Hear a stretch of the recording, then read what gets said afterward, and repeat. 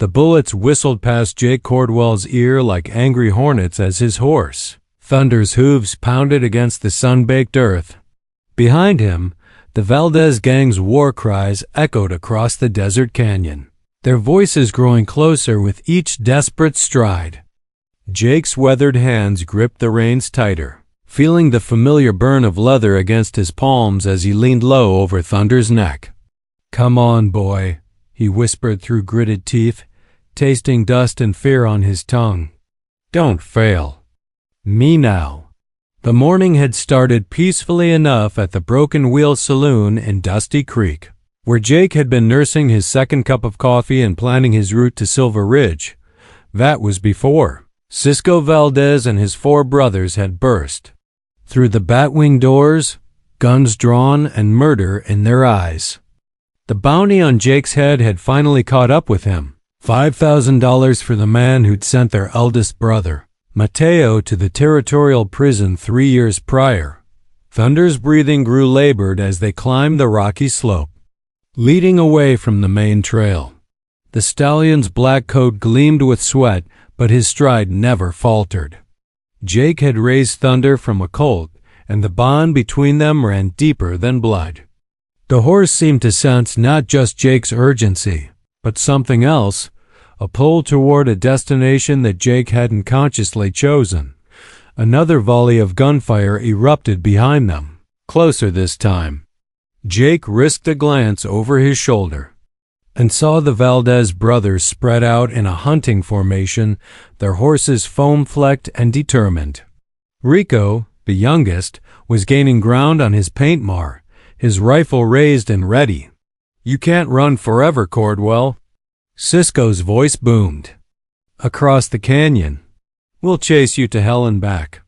Jake felt Thunder veer suddenly to the left, taking a narrow deer path that wound between towering red rock formations. This wasn't the way to Silver Ridge. This path led deeper into the Badlands, toward territory Jake hadn't visited in over 15 years. His heart began to race for reasons that had nothing to do with the chase. The path grew treacherous, forcing the horses to pick their way carefully between loose stones and hidden crevices. Jake heard one of the Valdez horses stumble and its rider curse loudly, but they kept coming. These men wouldn't give up, not with $5,000 at stake and family honor to avenge Dot as they crested a ridge. Jake saw something that made his blood run cold. In the distance, barely visible through the heat shimmer, stood a lone cottonwood tree beside a dry creek bed. His hands began to tremble on the reins. Thunder was taking him to Sorrow's Bend, the place where Jake had buried the biggest mistake of his life. The irony wasn't lost on him. Running from his past, only to be led straight back to it by the one creature he trusted most in this world. Thunder's instincts had never failed them before, but this time, Jake wondered if his faithful companion was leading them both toward salvation or damnation. Thunder's hooves struck solid ground as they descended into the familiar hollow of Sorrow's Bend. The cottonwood tree stood exactly as Jake remembered it, ancient and gnarled, its leaves whispering secrets that had been buried for far too long. The dry creek bed curved around its base like a protective embrace, and Jake's chest tightened as memories came flooding back. 15 years ago, he'd been a different man. Younger, angrier, and desperate enough to make choices that had haunted his dreams ever since. It was here, beneath this very tree, that he'd buried the leather satchel containing $30,000 in stolen bank money. Money that belonged to the First National Bank of Copper Falls, and money that had cost an innocent man his life. The Valdez brothers' voices grew louder as they navigated the treacherous descent behind him. Jake dismounted quickly, his legs shaky from the hard ride. Thunder stood perfectly still, his intelligent brown eyes seeming to say, "This is where we needed to come." Jake's boots crunched on the dried leaves as he approached the tree's base. His hands shook as he counted off the paces from memory, 12 steps north from the largest root. The ground looked undisturbed, covered with years of accumulated debris, but Jake knew what lay beneath. There. Rico Valdez's triumphant shout echoed off the canyon walls. Got you cornered now, you yellow-bellied snake. The four brothers emerged from the narrow trail, their horses breathing hard and their faces flushed with exertion and bloodlust. Cisco, the leader, wore his father's silver spurs and carried the family's prized Colt .45. Diego and Pablo flanked him on either side, while young Rico positioned himself to block any escape route. 15 years we've been waiting for this moment, Cisco said, his voice low and dangerous as he dismounted. 15 years since you gunned down our brother Mateo in that Tucson street. Jake raised his hand slowly, his mind racing. Mateo. Drew first, and you know it. He was robbing that stagecoach, and I was doing my job as a deputy marshal. Your job? Diego spat, his scarred face twisting with rage. Your job was to line your own pockets. We know about the bank money, Cordwell. We know you took it and disappeared like a coward. The words hit Jake like physical blows. They knew. Somehow, the Valdez family had discovered his darkest secret, that he'd been the inside man for the Copper Falls bank robbery, the one who'd provided the layout and timing to the gang that had killed Bank President Jeremiah Whitmore in cold blood. That's right, Pablo added, his voice cold as winter wind. We know you killed that old man for his money, then pinned the whole thing on our brother when he got too close to the truth. Jake's world tilted on its axis. Mateo hadn't been robbing a stagecoach that day in Tucson. He'd been tracking Jake, following the evidence of his crimes. The shootout hadn't been self-defense. It had been murder to cover up an even greater sin. Thunder nickered softly behind him, and Jake felt the horse's warm breath on his neck. Even now, his faithful companion stood ready to carry him away from this reckoning. But Jake was tired of running, tired of the weight he'd carried for so many years. The money's here, Jake said quietly, surprising everyone, including himself. Right here, under this tree, all of it. Cisco's eyes narrowed. You think buying us off will settle the blood debt? No, Jake replied, his voice growing stronger. But maybe the truth will. The desert wind stirred the cottonwood's branches. As Jake knelt beside the ancient tree, his fingers digging into the hard-packed earth. The Valdez brothers watched him with a mixture of suspicion and fascination, their weapons trained on his every movement. Thunder stood guard nearby, his ears pricked forward as if sensing the weight of what was about to unfold. It started with gambling debts, Jake began, his voice barely above a whisper. The words felt like broken glass in his throat. I owed Vance Morrison $5,000, and he wasn't the kind of man who accepted excuses. Said he'd kill me slow if I didn't pay up by month's end. His hands found the familiar metal edge of the strongbox he'd buried so long ago. The lock had long since rusted away, and the leather hinges cracked like old bones as he opened it. Stacks of faded bills lay inside, along with something else, a blood-stained letter written in Jeremiah Whitmore's handwriting. Cisco stepped closer, his gun still drawn but his attention captured by Jake's confession. Keep talking. Jeremiah. Whitmore wasn't just the bank president, Jake continued, pulling the letter from the box with trembling fingers. He was my father-in-law, married to my late wife's father.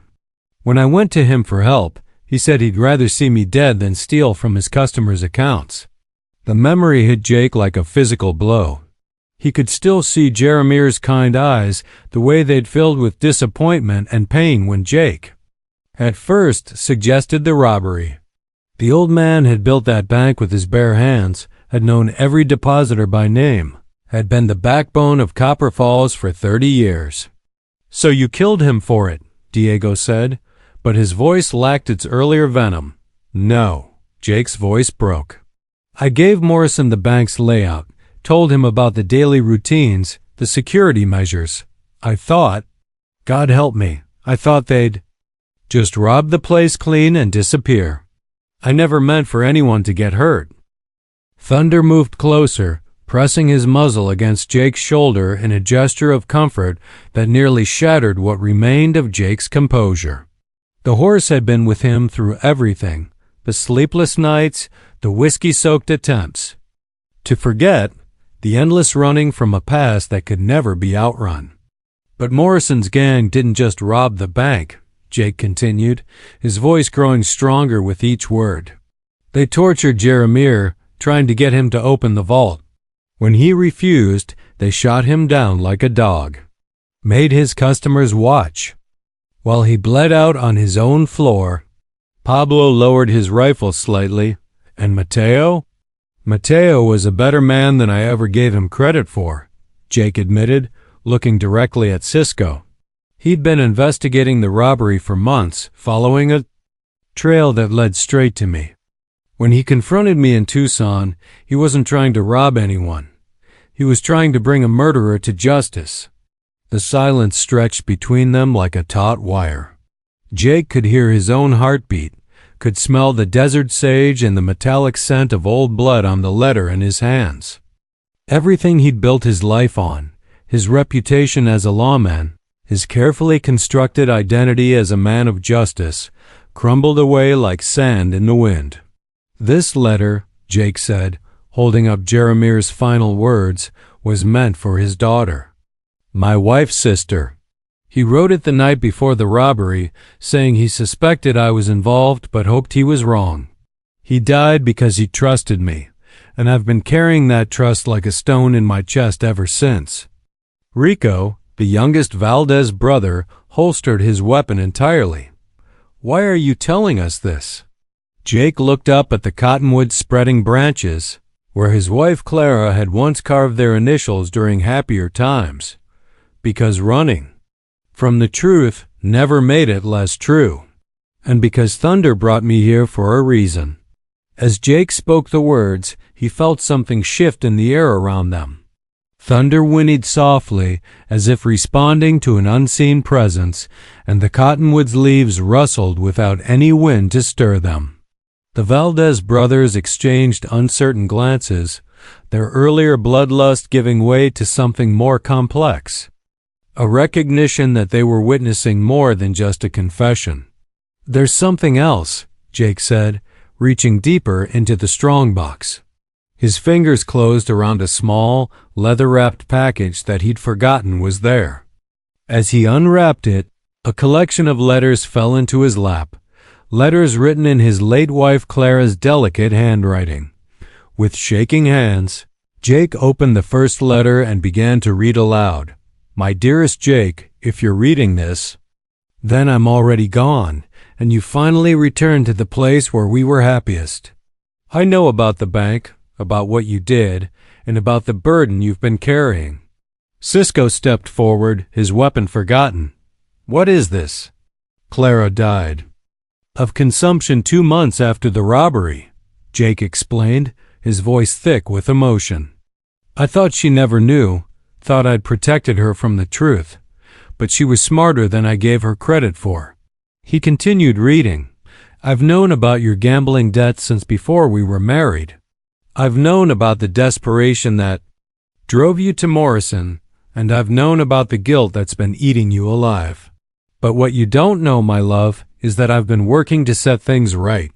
Jake's hands trembled as he turned to the next page. The words there would change everything he thought he knew about the past 15 years. "I've been corresponding with Marshal Garrison Pike in Denver," Clara's letter continued.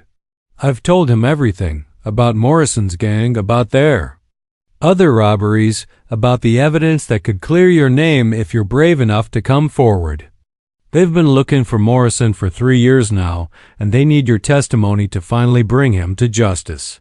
Thunder moved closer, his warm presence a comfort as Jake's world shifted on its axis once again. The horse seemed to understand the magnitude of what was being revealed, standing as still as a statue while the desert wind carried the weight of 15 years' worth of secrets. "Pike knows you're not the real villain here," Jake read on. Morrison's gang has killed 17 people in 4 states, and you're the only witness who can put them away for good. There's a federal pardon waiting for you, Jake, but only if you're willing to stop running and start fighting." Diego lowered his gun completely. "A federal pardon?" "There's more," Jake whispered, his voice barely audible. He pulled out a yellowed newspaper clipping that had been folded inside Clara's letter. The headline read, "Morrison Gang Captured. In California, Leader Dies in Shootout." Rico leaned forward to read over Jake's shoulder. "Morrison's been dead for 10 years?" Jake nodded, his throat too tight for words. According to the article, Vance Morrison and his remaining gang members had been killed in a shootout with federal marshals out Sacramento in 1895. The man who'd destroyed so many lives, who'd forced Jake into a devil's bargain that had cost him everything, had been dead for a decade. "But that's not the end of it," Jake said, unfolding the final letter in Clara's collection. This one was written in different handwriting, formal, official script that belonged to someone in authority. "Marshal Cordwell," Jake read aloud, "by order of the Federal District Court of Colorado, and in recognition of your cooperation in the capture of the Morrison Gang, all charges against you in the matter of the Copper Falls bank robbery are hereby dismissed. Your testimony was instrumental in bringing these criminals to justice, and your service to the law enforcement community will not be forgotten. Signed, Judge Harrison Blackthorne, Federal District Court." The silence that followed was profound. Even the desert seemed to hold its breath as the implications of Clara's final gift sank in. Jake had been running from a crime that had already been forgiven, carrying guilt for a pardon that had been granted years ago. Thunder nickered softly and nudged Jake's shoulder, as if to say, "Now you know why we had to come here." The afternoon sun cast long shadows across Sorrow's Bend as the truth settled over them like dust after a storm. Jake sat back on his heels, the federal pardon still clutched in his trembling hands, while the Valdez brothers processed what they'd just heard. The money in the strongbox seemed suddenly unimportant, a relic from a past that had already been judged and forgiven. Cisco was the first to speak, his voice rough with emotion. "All these years, I thought you were a murderer who'd escaped justice. But you were already pardoned?" "I never knew," Jake whispered, looking up at Thunder's patient brown eyes. "Clara hid this from me before she died. She must have known I'd never forgive myself, never stop running if I knew the truth." Pablo holstered his weapon and knelt beside the strongbox, examining the official documents with the eye of a man who'd seen his share of legal papers. "These are genuine," he said quietly. "Federal seal, proper signatures, dated 12 years ago. You've been a free man all this time." The weight of 15 years of guilt began to lift from Jake's shoulders, but it was replaced by a different kind of ache, the profound sadness of realizing how much time he'd wasted, how many years he'd spent punishing himself for crimes that had already been forgiven. Thunder seemed to sense his master's emotional turmoil and moved closer, offering the comfort of his solid, familiar presence. "But what about Mateo?" Rico asked, his youthful face creased with confusion. "If Jake was pardoned, then why did our brother die?" Jake picked up another document from the strongbox, one he'd missed in his initial examination. It was a letter addressed to Mateo Valdez, written in Marshal Pike's official hand. With growing amazement, Jake read it aloud. "Mr. Valdez, your investigation into the Copper Falls robbery has been exemplary, and your dedication to justice is commendable. However, I must inform you that Jake Cordwell is now working as a federal informant under my direct supervision. His testimony has been crucial in our ongoing investigation of the Morrison Gang. Any action taken against Cordwell could jeopardize this operation and result in federal charges. Please contact my office immediately upon receipt of this letter." Diego's face went pale. Mateo never got that letter. The postal service in those days, Pablo trailed off, understanding dawning in his eyes. It could have taken weeks to reach him, maybe months if he was already on the trail. Jake felt his heart break all over again as he realized the full scope of the tragedy. Mateo Valdez hadn't been a criminal trying to rob a stagecoach. He'd been a dedicated lawman, following a legitimate investigation. And Jake, not knowing about his own pardon or the federal protection order, had shot down an innocent man who was simply doing his job. "I killed your brother for nothing," Jake said, his voice barely above a whisper. "All of it, the running, the hiding, the guilt, it was all for nothing." Thunder whinnied softly and pawed the ground, drawing everyone's attention to something they'd overlooked. Beneath the horse's hoof was another buried object, partially unearthed by their digging. Jake carefully brushed away the dirt to reveal a small wooden cross, hand-carved and weathered by years of desert storms. "Clara's grave marker," Jake breathed, remembering now why this place had been so special to them. They'd come here often during their brief marriage, picnicking under the cottonwood shade and planning a future that would never come to pass. When she died, Jake had been too consumed with guilt and grief to give her a proper burial. Instead, he'd brought her ashes here and buried them with his darkest secrets. "She's been here all along," Jake realized, watching over the truth, keeping it safe until I was ready to face it. Cisco removed his hat and held it respectfully over his heart. "We've all been chasing ghosts," he said quietly. "Mateo, you, all of us. Time to let the dead rest in peace." The youngest Valdez brother, Rico, stepped forward with tears in his eyes. "What happens now? How do we make this right?" Jake stood slowly, his joints stiff from kneeling on the hard ground. Thunder moved to his side, and Jake placed a grateful hand on the horse's neck. The stallion had brought him here not for punishment, but for redemption, a chance to finally lay the past to rest and step into the light of truth. "We start by honoring the dead," Jake said, looking each of the brothers in the eye. "Mateo, Clara, old Jeremiah, they all deserved better than what they got." As the sun began its descent toward the western horizon, painting the desert in shades of gold and crimson, the five men worked together to create something beautiful from the ashes of their shared tragedy. Using rocks from the dry creek bed and branches from the cottonwood tree, they built a proper memorial for all who had been lost to the mistakes and misunderstandings of the past. Jake carved Mateo's name into the largest stone with his knife, his hand steady despite the tears streaming down his weathered cheeks. "Your brother was a good lawman," he told the Valdez brothers. "Better than I ever was. He deserved to see justice done, not to die in a dusty street because of my ignorance." Cisco worked beside him, gathering stones for Clara's marker.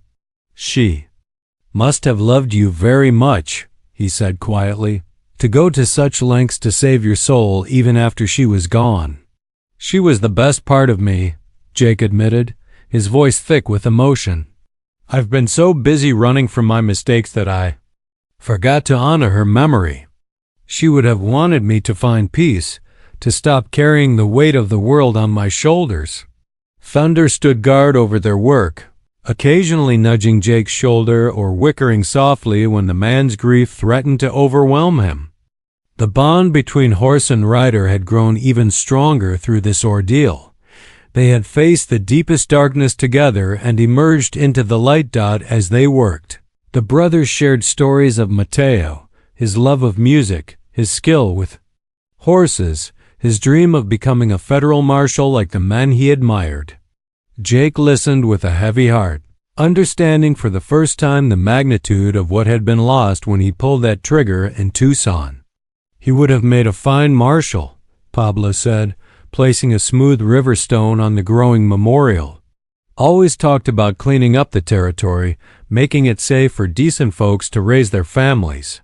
"He can still do that," Jake said, quietly, an idea beginning to form in his mind. "Not directly, but through what we do next." Diego looked up from his work. "What do you mean?"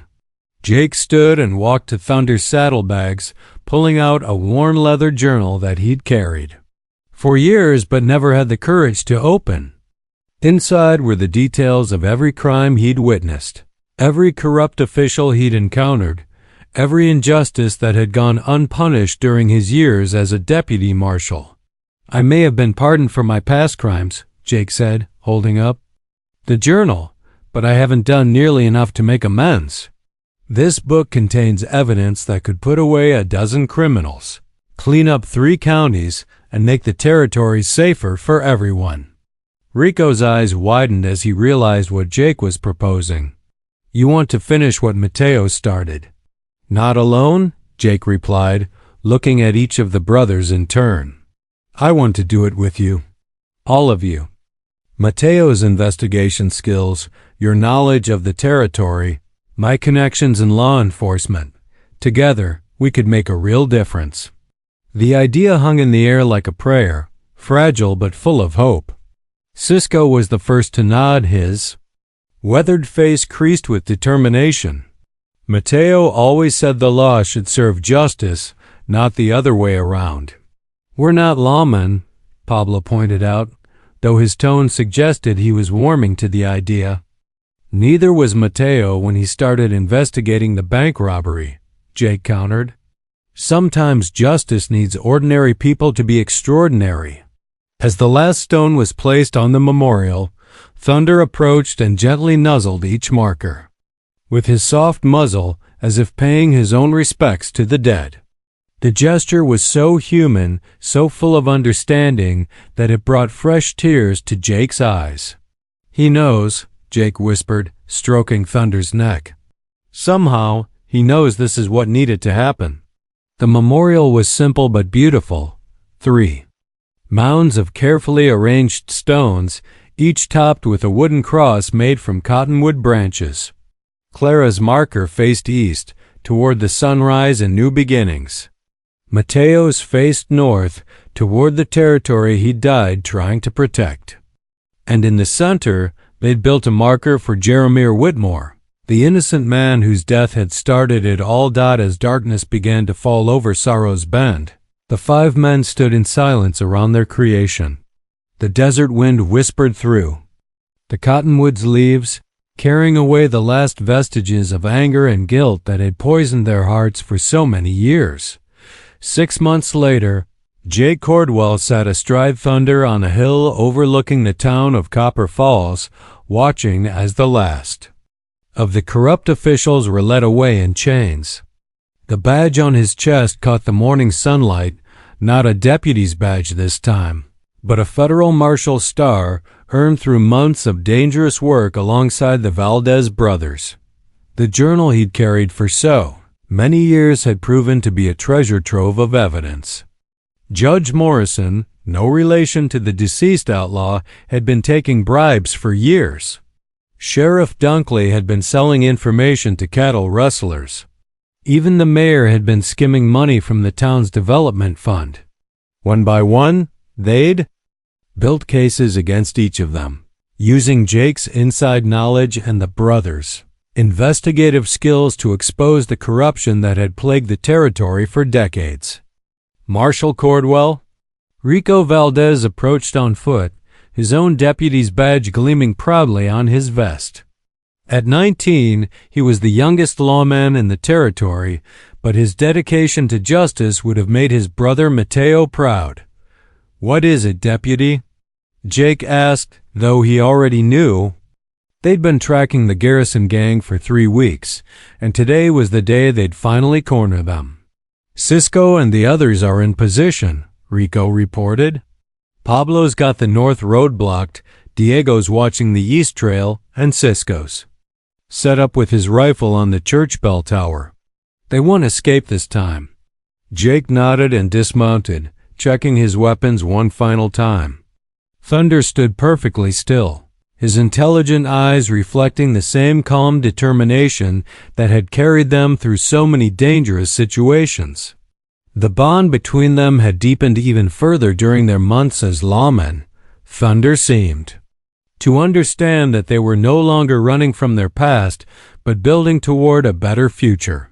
"Remember," Jake said as they prepared to move into town, "we want them alive if possible. These men deserve a fair trial, not a bullet in the fell." Back. It was a lesson Jake had learned the hard way, and one he was determined to pass on to the next generation of lawmen. Justice wasn't about revenge or personal satisfaction. It was about protecting the innocent and giving everyone, even the guilty, a chance at redemption. The confrontation was swift and decisive. The Garrison gang, caught off guard by the coordinated effort of 5 experienced lawmen, surrendered without firing a shot. As Jake watched the outlaws being loaded into the prison wagon, he felt a deep sense of satisfaction that had nothing to do with personal glory and everything to do with making the world a little bit safer. Thunder whinnied softly and nudged Jake's shoulder, drawing his attention to something he'd almost missed. There, watching from the crowd of townspeople, was an elderly woman with kind eyes and silver hair. She approached slowly, her steps careful, but determined. "Marshal Cordwell?" she said, her voice barely above a whisper. "I'm Martha Whitmore. Jeremiah was my husband." Jake's heart stopped. He dreaded this moment for months, knowing that eventually he would have to face the family of the man whose death he'd helped cause. But Martha's eyes held no anger, only a deep sadness tempered by something that looked remarkably like forgiveness. "Mrs. Whitmore," Jake began, but she held up a gentle hand to stop him. "I know what happened," she said quietly. "I know about your part in it, and I know about the good you've done since then. Jeremiah would have wanted justice, not revenge. He would have been proud to see what you've accomplished in his memory." She pressed a small object into Jake's hand, a compass that had belonged to her husband, its brass surface worn smooth by years of use. He always said a man needed to know which direction he was heading. "I think you found your true north at last." As Martha walked away, Jake looked down at the compass in his palm. Its needle pointed steadily north, toward the mountains and the endless sky beyond. For the first time in 15 years, Jake knew exactly where he was going. Thunder nickered softly and nuzzled his shoulder, and Jake could swear the horse was smiling. They'd come so far from that desperate chase through the desert, from the guilt and fear that had driven them to Sorrow's Bend. The bandits who'd pursued them that day had become brothers in arms. The past that had haunted them had become the foundation for a better future. As they rode out of Copper Falls toward their next assignment, Jake patted Thunder's neck affectionately. "You knew all along, didn't you, boy? You knew exactly where we needed to go." Thunder's only response was to break into a smooth gallop, carrying his rider toward whatever justice awaited them on the horizon.